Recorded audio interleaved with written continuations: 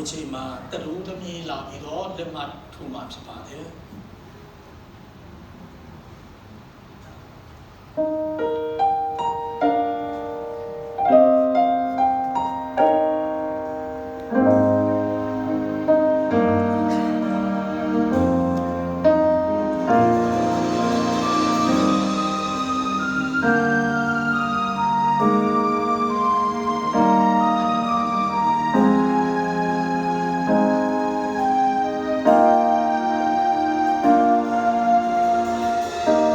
ချစ်ဆိုရဲ့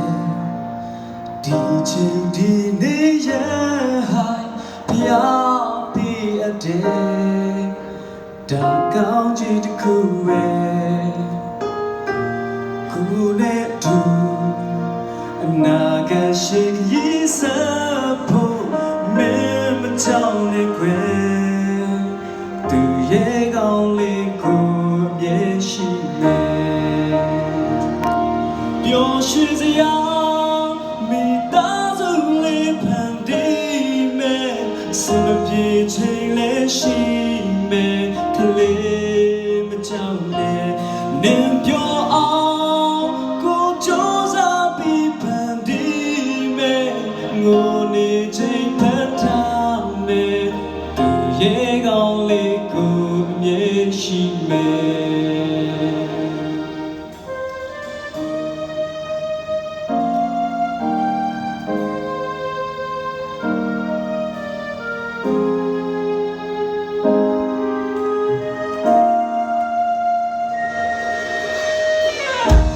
ချစ်ဆိုရဲ့တခါတလေနဲ့မောပန်းမယ်မိသားစုရဲ့တွေ့ဘူရီလေးရှိမယ်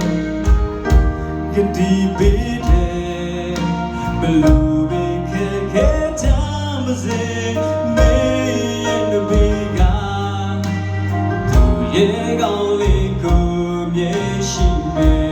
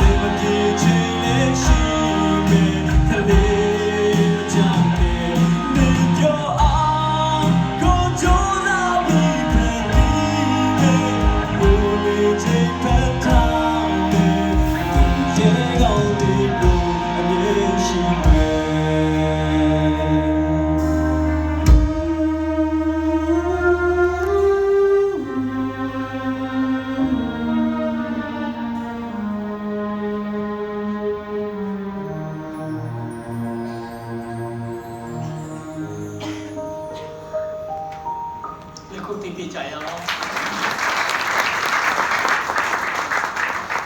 ခုချိန်မှာမျက်နှာဖုံးဖွင့်ခြင်းဒီမျက်နှာဖုံးဖွင့်ခြင်းကဘယ်ကနေစလာတယ်ဆိုရင်ကဘာဦးကျန်ကနေစလာတာလက်ကဖြစ်လာတာမဟုတ်အလ္လာဟ်လုပ်တာမဟုတ်တကယ်လက်အဖြစ်ပြက်ကိုဖော်ထုတ်ခြင်းဖြစ်ပါတယ်ဣဇရဲ့တရူသမီးကနာခေါ်မြို့ကနေပြန်လာတယ်ခါနာပြည်ကနေဣဇကမဆောင်နိုင်တော့လို့လမ်းခုလမ်းမှာလာချူပြီးတော့အဲ့ဒီလာချူတဲ့တောင်ထိပ်လေးမှာဣဇကရပ်နေပြီးတော့ကလောက်ဆယ်စီသူ့စီကိုအိုတီလာတာကိုသူတွေ့တယ်အဲ့ဒီသူတွေ့တယ်လို့ပဲအဲ့ဒီကလောက်ပေါ်မှာဆေးနေတဲ့တရူသမီးရေဘကာကအဲ့ဒီကလောက်ပေါ်ကနေတဆုံတော်ကိုသူတွေ့သွားတယ်အဲ့ဒီတော့ဘန္တာဆိုးစီမှာဟိုမှာရှိနေတဲ့ပုဂ္ဂိုလ်တအူကဘယ်သူလဲမသိဘူးလို့သူမေးတဲ့အခါဘန္တာဆိုးကသူ့ရဲ့စီးနေတဲ့မြေကိုနှဖားကျိုးကိုမြေရစ်ကျိုးကိုကင်ပေးတာဖြစ်တယ်။ဟိုဘယ်သူလဲလို့မေးတဲ့အခါမှာ ကျွန်တော်ရဲ့တခင်ဖြစ်တယ်တူသားဖြစ်တယ်လို့ပြောလိုက်တဲ့အချိန်မှာရေဘကာကချက်သူ့မျက်နှာကိုအဝတ်နဲ့ဖုံးလိုက်တယ်တဲ့ကပောက်ကျန်တယ်မှာအဝတ်နဲ့ဖုံးလိုက်တယ်ဖုံးပြီးတော့ကလောက်ပေါ်ကနေဆင်းပြီးသူတို့ထောက်လိုက်တယ်ဘာဖြစ်လို့မျက်နှာကိုဖုံးလိုက်တယ်လဲဆိုရင်သူကတကယ်ကျွန်မကိုတွေ့ချင်ရင်သူဖွင့်ပါစေတဲ့นี่ตูก็จะมากูလုံးဝပိုင်ခြင်းတယ်ဆိုရင်ကျွန်မဖွင့်ပေးတယ်ဖွင့်ပါစေဆိုပြီးတော့သူ့မျက်နှာကိုအုပ်လိုက်တယ်လို့ကမ္မာကျမ်းစာထဲမှာအတိအကျဖော်ပြထားတယ်အာမင်အဲ့ဒီအတွက်ကြောင့်အရင်တုန်းကတရိုးသားကအရင်တုန်းကအချိန်ခါတွေ့တာကတရားမဝင်ဘူးသူမတွေ့ကြည့်ဘူးဖြစ်နေတယ်အခုသူတွေ့ချင်ရင်မျက်နှာဖုံးဖွင့်မယ်ခြေနဲ့ရဲ့ပါမှာအဘွားလုပ်မယ် kiss လုပ်ရမယ်ဒါကထုံးစံဖြစ်တယ်ပေါ့နော်သူတို့သားကဟုတ်တယ်အရင်တုန်းကတွေ့တယ်ဆိုတာကတရားမဝင်ကြလို့အရင်တုန်းကတွေ့တာကသူနဲ့လုံးဝပတ်သက်ဘူးချစ်တယ်ဆိုတာပဲရှိတယ်အခုသူနဲ့လုံးဝပတ်သက်တော့သူတယောက်ဖြစ်တဲ့တော့ဘယ်လိုများလဲဆိုတာကိုအရင်နဲ့မတူတဲ့စိတ်ဝင်စားစွာလိုက်လဲအပြူမျက်နှာနဲ့လောကြီးတော့မလို့ဘူးနော်ဖြည်းဖြည်းလေးကိုသူဖတ်ပေးမယ်နော်အဲ့ဒီတော့ဘလို့ဒီကအဲ့ဒီအတွက်ကိုနေရာယူမှာဖြစ်ပါလေအခုတော့အခန်းတစ်ခုကိုရောက်နေပြီအခန်းဆိုတော့အဲ့ခန်းပြောတာမဟုတ်ဘူးတခြားအခန်းတစ်ခုအဲ့ဒီလိုပဲကတော့ပြောနေရတာပဲတော့ဒီနေရာမှာနော်ကဲအခုချိန်မှာကျွန်တော်ပြောပြပြီဆိုရင်ခင်ဗျားတို့တူမခွဲခင်မှာအာရပတ်လက်ခုပ်သေးမှာဖြစ်တယ်အခုချိန်မှာတရိုးသားနဲ့တရိုးသမီးတို့ဒီတူနဲ့တူခဏတစ္စာဆူပြီးသွားပါပြီအပြန်အလာအထိန်အမတ်အဖြစ်လက်ဆွဲလဲဝတ်ပေးကြပါပြီယခုတွင်ဇနီးခေမောအဖြစ်တော့မြောက်ပြီးဖြစ်ကြောင်းလက်မလဲထိုးပြီးသွားပါပြီတော့ပြီးတူနဲ့တူအပြန်အလာပိုင်ဆိုင်ကြောင်းစိတ်ဝင်စားကြောင်းအလုံးတရားတွေ့ချင်တဲ့အတွက်အရာကိုဖော်ပြသွားအဖြစ်ဥပါကုခိုင်မဒေါ်ကြီးခေါမြရဲ့မျက်နှာပုံကိုဖွင့်ပေးမှာဖြစ်ပြီးတော့အခုကတော့သူတို့တွေဟာလူပြူအပြူမတွေပုံတယ်ဦးဒီဖြစ်နေပြီနော်တဘောတူပြီးတဲ့ဆိုလက်ခုပ်တီးပေးကြပါဦးအခုကဦးဒီအတော်ဒီဖြစ်နေပြီနော်အမျိုးသမီးတွေကလည်းပါခုခိုင်ကိုရီးစားထားလို့မရတော့ဘူးလူပြူဒီကလည်းဘယ်တော့ပဲကြောင်းမလေးလာလိုက်တာတစ်ချိန်မှသူ့ကိုခိုးထုတ်တယ်လို့မရဘူးแต่รู้ต้องมีจีนข้องงานเขาเราบุกအခုကဒေါ်จีนข้องงานဖြစ်တဲ့အတွက်ကြောင့်သူ့ကိုနော်ရီးစားမြက်နေတဲ့ရီးစားမြက်စီနဲ့ချောင်းကြည့်လို့မရတော့ဘူးဘယ်ချိန်ကြီးလဲတီတီတိုင်အောင်တဘောတူလားမတူဘူးလားတူရစလက်ခေါက်တီချပါဦးအဲဒီတော့ဒီနေ့ကမှအခုဒေါ်จีนข้องงานကတွေ့ချင်တဲ့လူကိုလိုက်တွေ့ခွင့်ပေးမှာဖြစ်တယ်ဖွင့်ခွင့်ပေးမှာဖြစ်တယ်လက်ဒီပါလေးမတားရဘူးမရရဘူးเนาะမတားနဲ့เนาะမတားရဘူးလိုက်လွတ်ဖွင့်ခွင့်ပေးမယ်ကဲဟုတ်ပြီဒီဘက်နည်းနည်းကဒါကနည်းနည်းထိသွားမယ်ထင်တယ်ဒီဘက်နည်းနည်း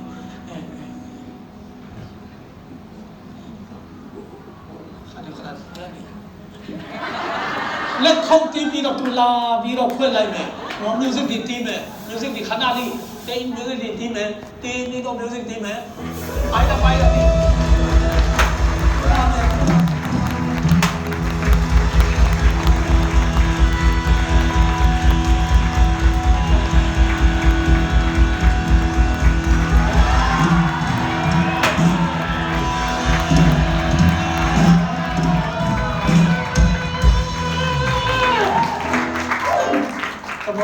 မကြဘူးလား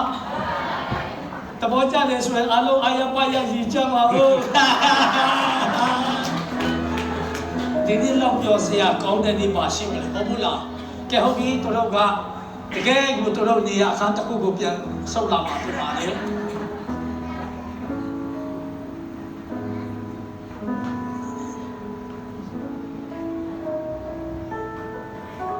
ခုချိန်မှာတူတာမဟုတ်တော့ဘဲနဲ့အိုးပေါက်ခေါ်ခါချအာမင်ယေရှုတင်စကားအနည်းငယ်ပြောခြင်းလေလို့တောင်းဆိုတဲ့အတွက်ကြောင့် သူကိုကျေးဇူးတင်စကားပြောဖို့လက်ခုပ်တီးပြီးကြိုဆိုကြရအောင်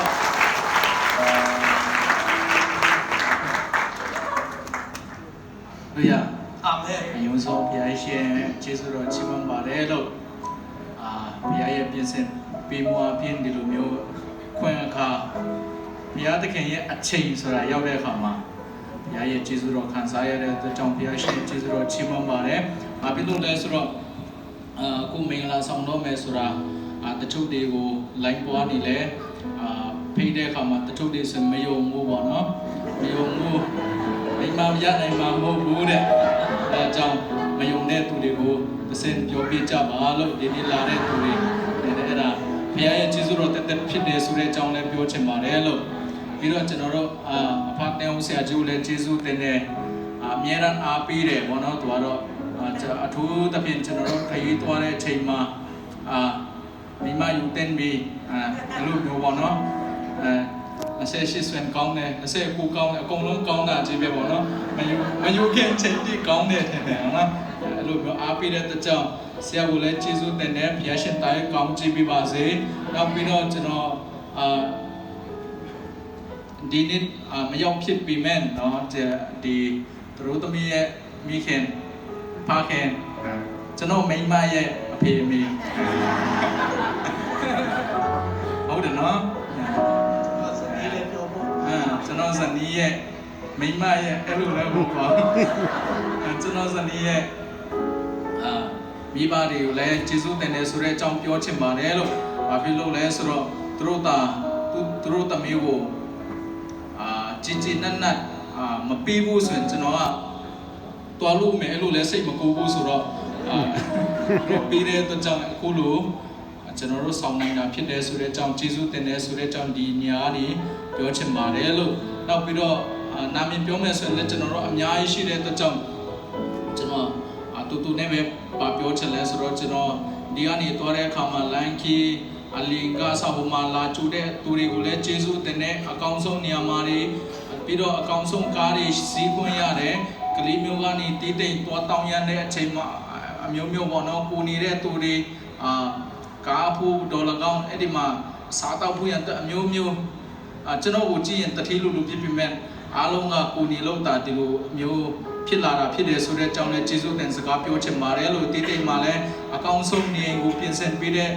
သူပေါ့နော်ကျွန်တော်တို့ကျေးဇူးတင်တယ်ဆိုတဲ့အကြောင်းဖက်ဖက်မှာပါဝင်ပေးတဲ့သူတွေကိုလည်းကျေးဇူးတင်တယ်ဒီရောက်တဲ့အခါမှာယူအောင်မာတွေရောကျွန်တော်တို့ကျေးဇူးတင်တယ်ဆိုတဲ့အကြောင်းကိုလည်းပြောချင်ပါတယ်လို့ပြီးတော့လာချင်ပေမဲ့ကျွန်တော်တို့အတော်ဒီဆန်အစင်မပြေတဲ့အရာတွေကြောင့်မလာဖြစ်ဖို့ဒါပေမဲ့ကျေးဇူးတင်တယ်ရောက်ရှိလာတဲ့သူတွေလည်းကျေးဇူးတင်တယ်ဆိုတဲ့အကြောင်းပြောချင်ပါတယ်လို့နောက်ပြီးတော့ကျွန်တော်တို့ဒီနေ့တချင်းဆိုပြီးတဲ့သူတွေလည်းကျေးဇူးတင်တယ်ကျွန်တော်တို့ဟိုမှာအနောက်ကနေမီဒီယာထိပ်ပြီးတဲ့သူတွေမှတမအကုန်လုံးကျေးဇူးတင်တယ်ကင်မရာရိုက်ပြီးတဲ့သူတွေဓာတ်ပုံရိုက်ပြီးတဲ့သူတွေဒီမှာဆိုရင်ရန်မိုင်ပါတယ်လို့ကျေးဇူးတင်တယ်ဆိုတဲ့အကြောင်းပြောချင်ပါတယ်ပြီးတော့ပါလာဆန်ပြီးတဲ့သူတွေဒီမှာအယံပေါ့နော်အယံဒီနေ့တော့သူတို့လည်းအယံပေါ့နော်အဲ့ဒါလုပ်ပြီးတဲ့သူတွေလည်းကျေးဇူးတင်တယ် music တီးခတ်ပြီးတဲ့သူတွေလည်းကျေးဇူးတင်တယ်ဒီနေ့ရောက်ရှိလာတဲ့သူတွေလည်းကျေးဇူးတင်တယ်ပန်းလာဆန်ပြီးတဲ့သူလည်းကျေးဇူးတင်တယ်နောက်ပြီးတော့လက်ပွဲအများကြီးလာယူလာပြီးတဲ့သူလည်းကျေးဇူးတင်တယ်ပြီးတော့ပြပကနေပြည်သွန်းကနေကေပီနဲ့လည်းအမျိုးမျိုးကျွန်တော်ကိုဝန်တာပေးကြတဲ့သူတွေလည်းဒီနေရာကနေကျေးဇူးတင်တယ်ဆိုတဲ့အကြောင်းပြောချင်ပါတယ်နောက်ဆုံးကျွန်တော်ဇနီးကိုလည်းကျေးဇူးတင်တယ်ဘာဖြစ်လို့လဲဆိုတော့အစကဒီလိုပေါ့နော်လွန်ခဲ့တဲ့3နှစ်ကဆရာကသူ့ရဲ့crusade ချင်းတောင်မလုပ်မယ်ဆိုတဲ့အခါမှာသူ့တော့မပြောသေးဘူးဒါပေမဲ့တော့ဖြစ်တယ်ဆိုရင်တော့အဲ့ဒီအိမ်ကိုဝင်ပြီးတော့ဆရာကိုပြောခိုင်းမယ်အဲ့လိုမျိုးပေါ့နော်အစီအစဉ်ရှိတယ်ဒါပေမဲ့အဲ့ဒါကအစင်ကိုမပြေဘူးပေါ့နော်မတော်ဖြစ်ဘူးကြောနေအောင်တောင်းတင်ပြီးမတော်ဖြစ်တော့ဘူးဆိုတဲ့အခါမှာဒီတိုင်းပဲလွန်အခုကလေးအစီအစဉ်ရှိတာမဟုတ်လွန်ခဲ့တဲ့3နှစ်ကလေးအစီအစဉ်ရှိတာပါလို့အဲ့ဒါအားလုံး surprise လုပ်တာမဟုတ်ပါဘူးဆိုတဲ့အကြောင်းလည်းပြောချင်တယ်အဲ့တော့ဒီနေ့ကျမှပဲအစီအစဉ်ဖြစ်တဲ့အခါမှာသူ့ရဲ့မိဘတွေကလည်းခွင့်မပြုသေးပါဘူးဒါပေမဲ့သူကိုယ်တိုင်ကပြောလိုက်တဲ့အခါမှာရသွားတာပဲပါသူကလည်းကျွန်တော်ကိုပြောရှာပါတယ် အနေကိုတနာလုံးနော်တဲ့သူကျေးဇူးတင်လို့မဆုံးပါဘူးဆိုတဲ့အကြောင်းပြောကြတဲ့ဒီနေ့လာတဲ့သူတွေအရောက်ချင်းစီတိုင်းဘုရားရှင်ထံမှာလာတဲ့ဒီနေ့ပျော်ရွှင်ခြင်းငြိမ်သက်ချက်အရောက်ချင်းစီတိုင်းခံစားကြပါစေလို့အားလုံး God bless you ပါလို့